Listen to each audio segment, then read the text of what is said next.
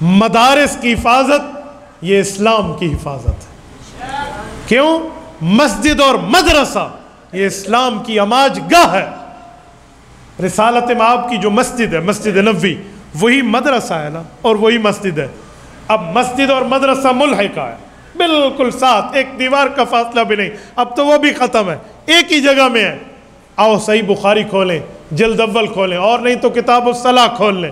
امام بخاری رحمہ اللہ مختلف ابواب قائم کرتے ہیں۔ ایک باب میں فرماتے ہیں باب الشعر فی المسجد، کہ مسجد میں اسلام کی بات کو شعر کے طور پہ، نظم و نثر اور نعت کے طور پہ پیش کرنا جائز ہے۔ دلیل میں حضرت حسان کی روایت لاتے ہیں کہ یوضع لہ المنبر، ان کے لیے ممبر لگایا گیا۔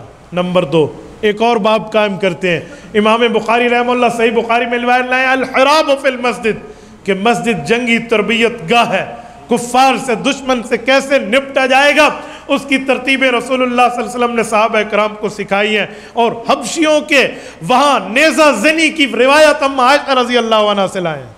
ایک اور باب امام بخاری رحمہ اللہ نے قائم کیا ہے، اس باب کا کیا نام ہے؟ فرماتے دخول المشرک فی المسجد، مسجد اسلامی عدالت گاہ ہے۔ کیسے؟ پھر واقعہ لائے ہیں کہ ثمامہ بن اوصال قبیلہ بنی حنیفہ کے سربراہ تھے، اسلام کے مخالف لڑتے ہوئے گرفتار ہو گئے حالت کفر میں، تو رسالت مآب علیہ السلام نے فرمایا قوم کا سردار ہے، اس کے ساتھ اس کے حساب سے اس کو سلوک کرو تاکہ اسے سمجھ آئے کہ اسلام مخالفت نہیں کرنی۔ کہتے اسے ستون کے ساتھ آ کر باندھ دیا گیا۔ وہ حضور پاک کے ترتیبوں کو دیکھتا، صحابہ کے حسن سلوک کو دیکھتا، آپ علیہ السلام ساتھ سے گزرتے تو وہ ثمامہ بن اوصال یہ لفظ کہتا ان تقتلوا تقتلوا ذا دم وان تنعم تنعم علی شاکر، کہ اگر آپ مارو گے تو مجھے حق پہ مارو گے کہ میں تمہارا غدار ہوں، لیکن اگر آپ مجھے چھوڑ دو گے، انعام دو گے، تو یاد رکھنا میں آپ کے تحفے کی بڑی قدردانی کروں گا۔ 3 بار مختلف وقتوں میں کہا، آپ علیہ السلام چلے جاتے اس کی بات سن کے۔ 4تھی مرتبہ اللہ کے رسول نے فرمایا اسے رہا کر دو، رہا کیا۔ وہ جا کر غسل کیا، غسل کر کے واپس آیا اور کہا مجھے بھی آپ کلمہ پڑھا دیں۔ یہ بھی مسجد اور مدرسہ۔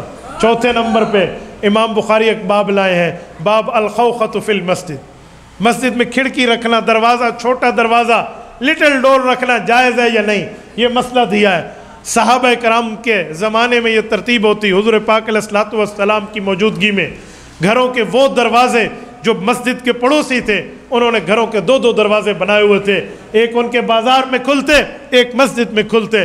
اللہ کے رسول صلی اللہ علیہ وسلم نے وفات سے پہلے فرمایا لا تبکین خوخۃ فی المسجد الا خوخۃ ابی بکر، کہا لوگوں اپنے اپنے دروازے یہاں سے بند کر لو، مسجد آؤ تو فلاں دروازے سے ہو کر آؤ، لیکن یا میرا دروازہ کھلا رہے گا یا ابو بکر صدیق کے گھر کا دروازہ مسجد میں کھلا رہے گا۔ یہ اشارہ تھا میرے بعد خلافت بلا فصل کا ذمہ دار یہ ہے۔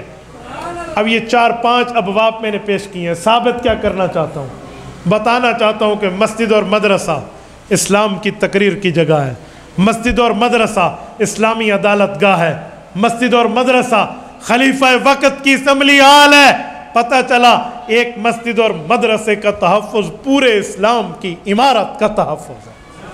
تو یہ تحفظ و دینی مدارس یہی سمجھایا جا رہا ہے، یہی بتایا جا رہا ہے۔ اس تحفظ کا معنی صرف یہ نہیں ہے کہ ڈنڈا اٹھا کر آئیں، تحفظ کا یہ بھی معنی ہے کہ ہم اس کی ضروریات کو دیکھیں، تحفظ کا یہ بھی معنی ہے کہ ہم اپنی اولاد، بچیوں اور بچوں کو ان کے پڑھانے کے لیے بھیجیں، تحفظ کا یہ بھی معنی ہے کہ ہم اپنی خدمت، جان، مال، وقت ان کے ساتھ لگائیں۔